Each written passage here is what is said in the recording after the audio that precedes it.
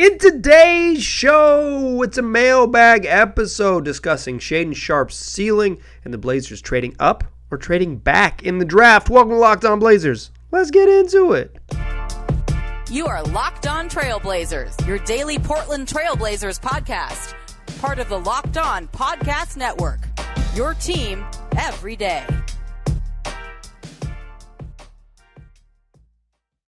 What up, world? It's your past first point guard and Trailblazers reporter, Mike Richmond. You are listening to another episode of Locked On Blazers, part of the Locked On Podcast Network, available wherever you get podcasts and also on YouTube. Thanks for making this show your first listen, coming at you each and every weekday, Monday through Friday, so make it a part of your daily routine. Make it your first listen. Tell your friends to do the same. It's Locked On Blazers, your team every day.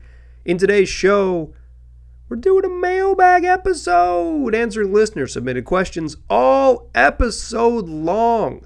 If you want to get a question into the program, there's one way to do it. Send me an email, lockedonblazerspod@gmail.com. That's lockedonblazerspod@gmail.com.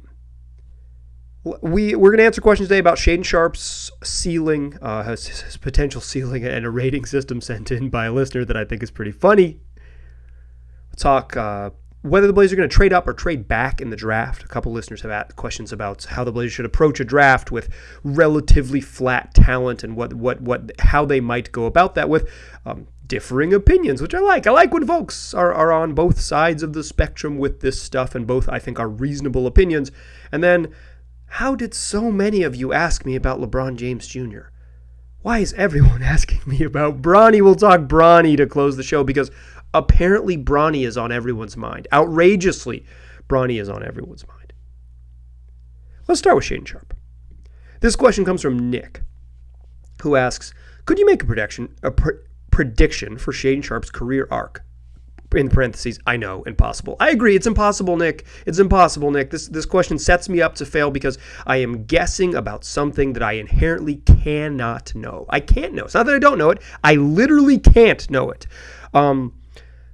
I digress. So does Nick. Let's go. This is a prediction on a scale of 1 to 10. 1 being Emmanuel Mudiay, highly touted mystery player that turned out to be a total bust and was out of the league quickly. 5, Andrew Wiggins, tons of potential and physical tools, but only shows flashes of brilliance and is mostly frustrating. Maybe makes one all-star team, but if he gets a max, it's immediately a bad contract. Or 10, Anthony Edwards, ascending to the best 2 guard in the league, can dominate a game, and you don't have to squint hard to see him as a future MVP. That's your 1 through 5. I can't believe Wiggins is a 5 on this scale.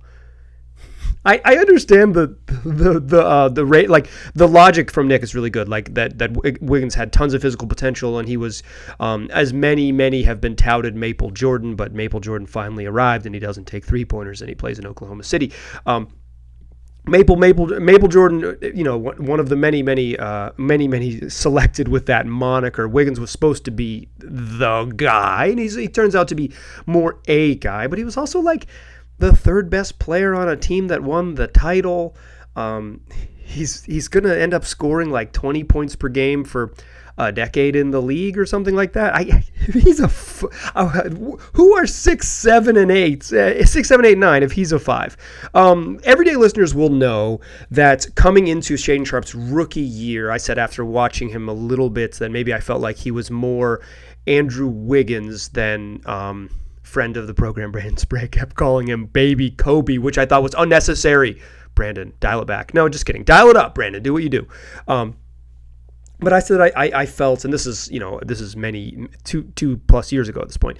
But I felt like not only everyday listeners, but like steel trap memory everyday listeners, that I thought that Andrew Wiggins was maybe a good comp for him, and that maybe that at the time felt like kind of an insult, right? Because Andrew Wiggins doesn't seem like a star, but it's like a really solid player and has been a really solid player for a long time. And so I think I'll stay there, right? I think I'll stay there, recognizing that ceiling is so much different than career. Shaedon Sharpe's ceiling remains exceedingly high.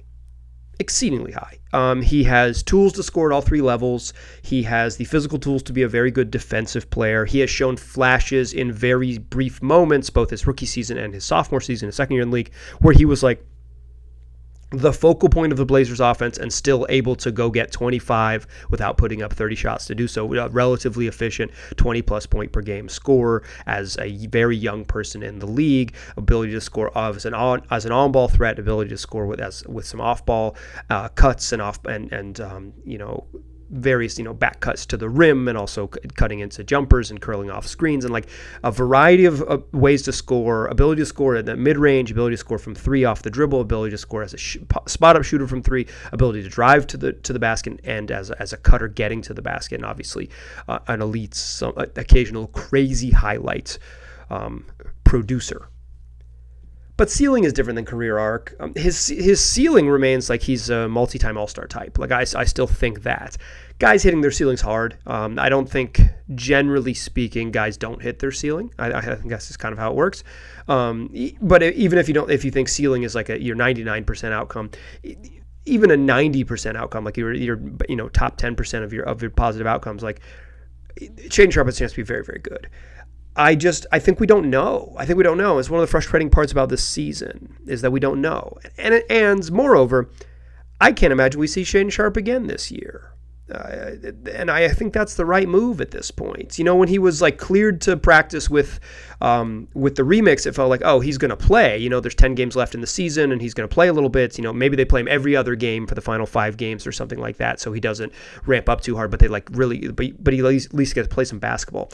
Now that it's like when he came back from the remix and he was not, and they said, oh, he's non-contact practice and he's still ramping up and there's no update on him, and he still hasn't played since then. And you're now into 4 games left in the regular season, 3 home and then 1 on the road in Sacramento to end it. He could play, like there's no rule against him playing, but I can't. It always seemed like he was, for me, just guessing basically that he was going to be out for the regular season, and now even with that glimmer of maybe we'll get to see him, it just seems like it wouldn't make. It would be a pretty big surprise to me if he played at this point. So we're not going to see him.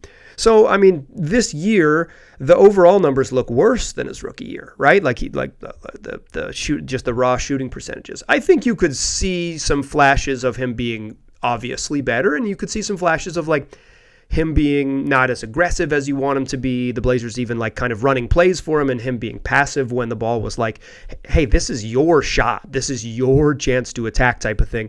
And I think that, I don't know if that's like concerning capital C, but it's noteworthy that there was some nights where he wasn't as aggressive, and maybe that some of that was health, and maybe some of that was feeling out a new role on a new team with all those things. But they need Shaedon Sharpe to be a guy who they have to dial back, not dial up. Like the best version of a guard with his skill set, like a scoring guard, is a guy that you have to dial back and say, hey, that's a wild shot, dog, as opposed to like, hey, you have to shoot it here. Like when you're looking back at film, you'd rather tell someone that they need to not shoot than begging them to shoot, because begging them to shoot is just it's a different habit. It's a different habit to try to coax out of someone. It's to coaxing out aggressiveness as opposed to coaxing out smart attacks. It's a very different thing.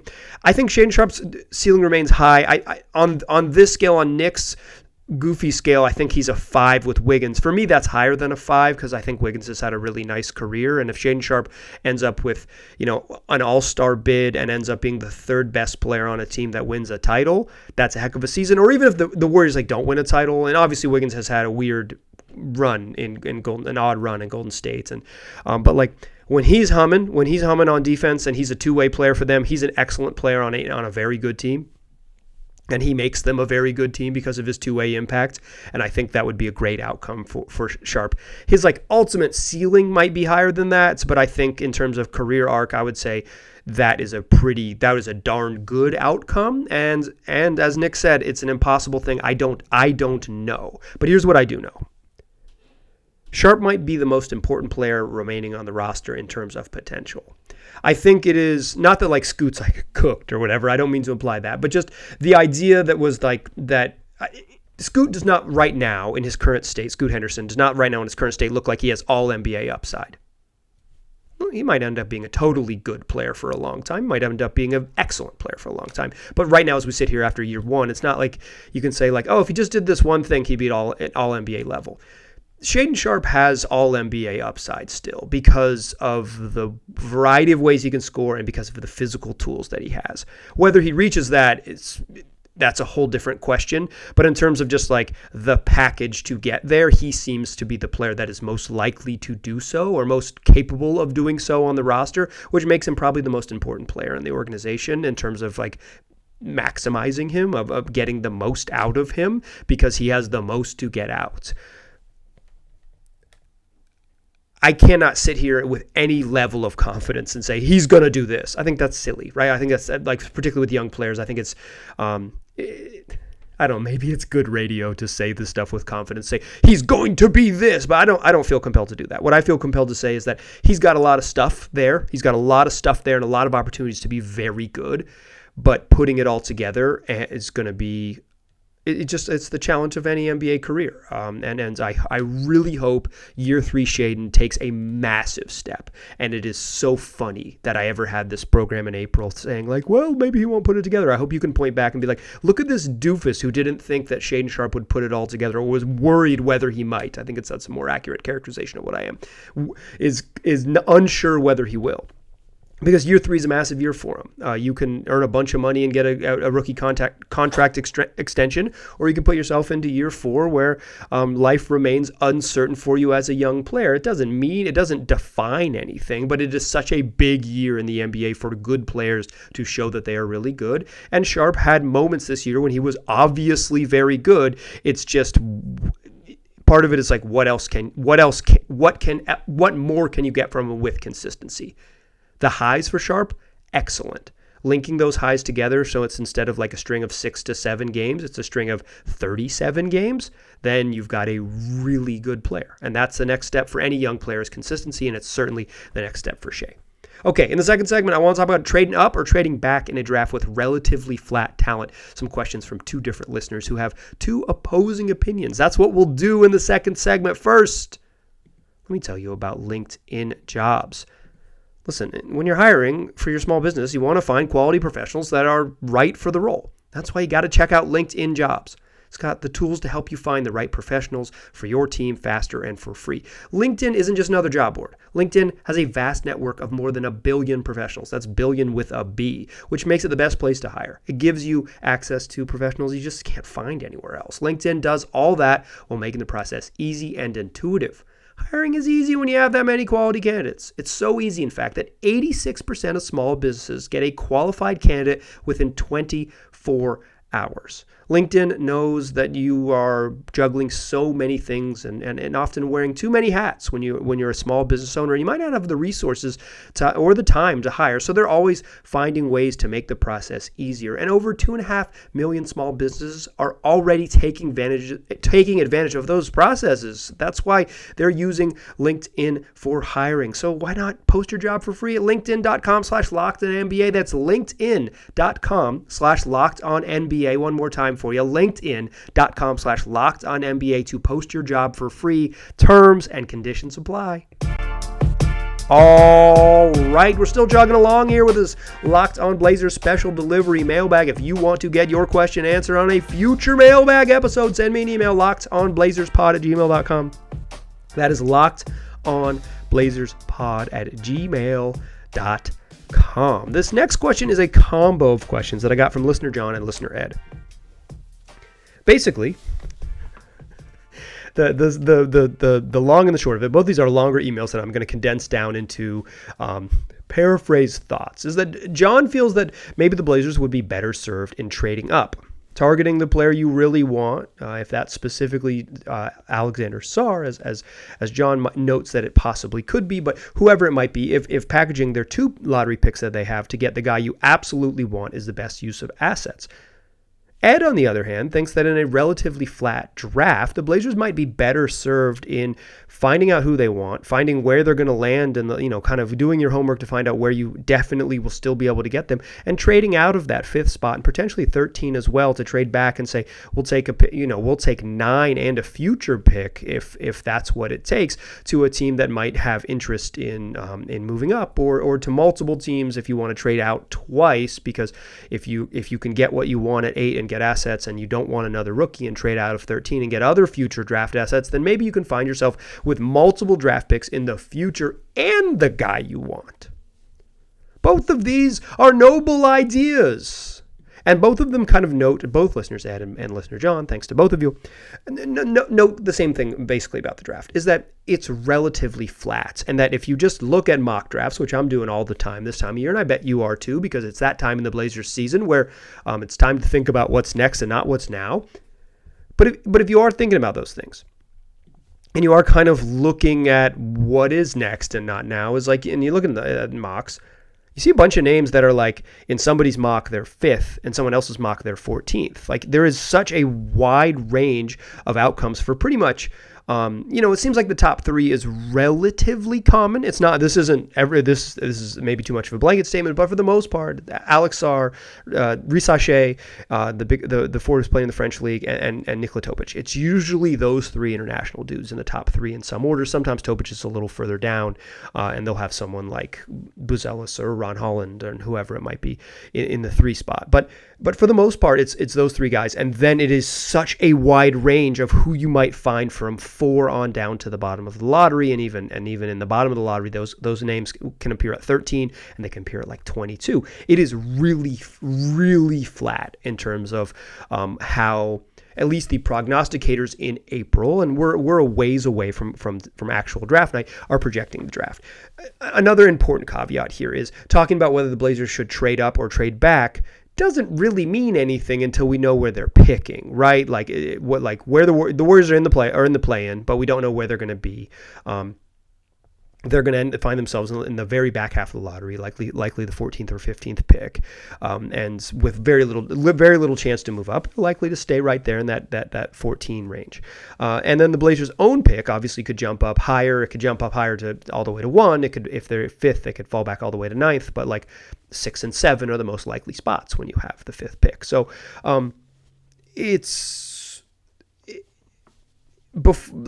with the obvious caveat that what should they do with the pick can't be known until you know what the pick is, or what should they do with their pick slots until you know what the pick slot is. I think it's worth exploring both scenarios quickly. I think the trade-up scenario appeals to me a little bit less because, but if the Blazers do say, I think Alex Sarr is on the top of most folks' lists as the number one pick, presumptive number one pick in this draft. Although he might not be. There's Anthony Bennett's out there to be had.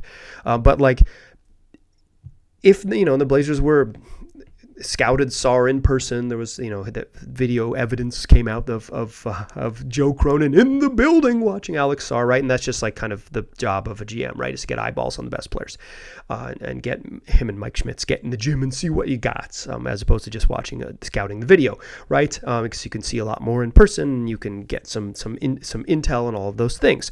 And I think Sarr is, but as generally speaking, he's the guy who most mocks have in the number one spot for right now. If the Blazers value Sarr as the best player in the draft by far, and trading up 5 and 13 makes sense for them because they value him as the best person in the draft by far, then go for it. But for me, from where I sit as like a truly armchair know nothing about this draft stuff, I enjoy it, but I can't say that I'm like. I would trust my own scout with players who I haven't seen very often, like Sarr.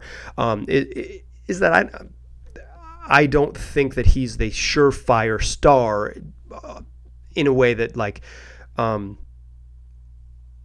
cashing in both picks would definitely be the move. It might be the move, but that's like a Blazers decision. And if they see him or they see whoever as clearly the pick, then and the cost of doing business is like the 3rd pick in the draft and the 14th pick in the draft, and you can hop up in there, go for it, right? There's a chance you get Markelle Fultz. It happens to folks every so often, but like this is that you got to trust sort of their confidence. Trading back to me appeals just more in the broader sense, because I think like if you say, okay, our intelligence or our due diligence on what other teams are going to do in the draft says like, and most teams in the draft view this guy at 8 and below. Well, what if we trade back from 6 to 8 and we get, a future first that's lottery protected, and we still get our guy, but we also get a future first out of it? That's a no-brainer. And then you pick again at 13, and maybe or 14 or whatever it is, and maybe you tried the same sort of exercise there. Because the draft is so flat, because there might be a very wide swath of of where guys can land. If you can figure out where guys can land and you can get your guy, you can get your Jason Tatum by trading back to 3, then trading back you go for it, right? You just have to do your homework. All of this to say is I don't know what other teams would do, but I think to me the more appealing scenario from where I sit is trading back, because you trade up for stars. I don't know that there's a player that you trade up for in this draft, but I also can say with confidence, I don't because I don't see a star in this draft doesn't mean they don't exist, right? I didn't see Giannis Antetokounmpo coming. I just saw a skinny Greek guy, and when he got into the league, I was like, he's fun to watch, but I wouldn't have told you on draft night. I wanted the Blazers to draft CJ McCollum out of Lehigh in the 2013 draft. I got my wish. I was like, nice, they nailed it. And to some extent, they did nail it. But I am mostly guessing this time of year, and I will leave it to the experts to get it right. I can see the virtue of both trading up in the draft, depending on where they land, or trading back in the draft, depending on where they land. For me, trading back seems to be a little more logical as we speak, particularly if you can get future first-round picks out of the exchange, as opposed to more picks in the 2024 draft. Because the Blazers are loaded up on young players already on the roster, and they've got They got 2 firsts and 2 seconds in this draft. They're going to have to dump draft picks some way or another, and I think trading back for future draft capital is an appealing proposition. Okay, I guess we got to talk about Bronny James. Many of your peers are asking about Bronny. Let's talk about that to close the show. First, let's talk game time. Blazers play 3 more home games the rest of this season, and maybe you don't know if you want to go yet, right? You're like, all right, the Warriors, the Pelicans, okay, the Rockets, and you just wait, and you wait, and you wait, and you wait, and it's tip-off, or 20 minutes from tip-off. Well, guess what? The Gametime app has last-minute deals. You can save up to 60% buying last-minute tickets for sporting events. That means if you are a hyper-procrastinator, the Gametime app is made for you. What I like about the Gametime app is the all-in pricing. What you see is what you get. You open up, you open up the app. You type in Trailblazers. You look at the game you want to go to, and you're talking 3 clicks to get there, and then you're looking at a little map of the Moda Center, and it'll say, like, this ticket right here costs $29. Well, there's no BS with that. It is all-in pricing. What you see is what you get. You're not going to click through when you want to buy it, and it's like, why is there a $17 convenience fee? Like, they're just sending me a freaking email. What convenience fee am I paying? What you see is what you get, all-in pricing. Plus, you're getting great deals, up to 60%, like I said, on last-minute tickets. So if you are someone who procrastinates, why not download the Gametime app? Take out the guesswork. Download the app, create an account, and use the code LOCKEDONNBA for $20 off your first purchase. Terms apply. Again, create an account, use the redemption code LOCKEDONNBA. That's LOCKEDONNBA for $20 off. Download the Gametime app today. Last-minute tickets, lowest prices, guaranteed. Still a pass first point guard. I'm still Mike Richmond, and you are still listening to Locked On Blazers. Still rolling here through a mailbag episode. Back in June of 2023, listener Mike R. sent me an email about potentially drafting LeBron James's son, Bronny James, who at the time had not yet played a game for USC, and he was heading into college, and there was all this thought that Bronny was going to, play 1 year in college, and he was going to enter the league, and LeBron had been very specific about wanting to play with his son, and the Blazers could use a pick to draft Bronny. Well, maybe they would have some leverage to bring King James to where he always belonged, the land of the Nike swoosh. And so he could, in his age 41 and 42 seasons, lead the Blazers to the promised land and perhaps bring some folks along with him, as he is wont to do, and make another Frankenstein team and chase another Larry O'Brien trophy, this time sporting the black and gold. That was in June of 2023, and I told Mike then, I said, I'll probably do something about this at some point in the future. And then I didn't want to do it because it's like, who cares? That's how I feel. And then I realized that everyone cares, because Mike sent me that email back in June of 2023. Well, in the last 2 weeks, Ben, Shanked, Max, Nelson, 4 other listeners have sent me similar emails about the value of drafting Bronny. Well, it took a little while, Mike, but you were on board ahead of it. All credit to you. You were way ahead of the curve. But in April of 2024, quite frankly, a stunning number of listeners are curious about whether the Blazers should draft Bronny. Okay, let's talk about it. LeBron James played 1 year at USC. Prior to getting on the court for USC, he suffered a cardiac event at a USC practice and collapsed and had to spend some time in the hospital, was eventually released, cleared to play, and returned to the court for a USC team that was not good, and LeBron James's eldest son, Bronny, was also not particularly good. USC didn't make the tournament. Their coach left. Was fired and then got a new job. Bronny entered the transfer portal, and also in doing so, entering the transfer portal, has also entered his name into the NBA draft pool.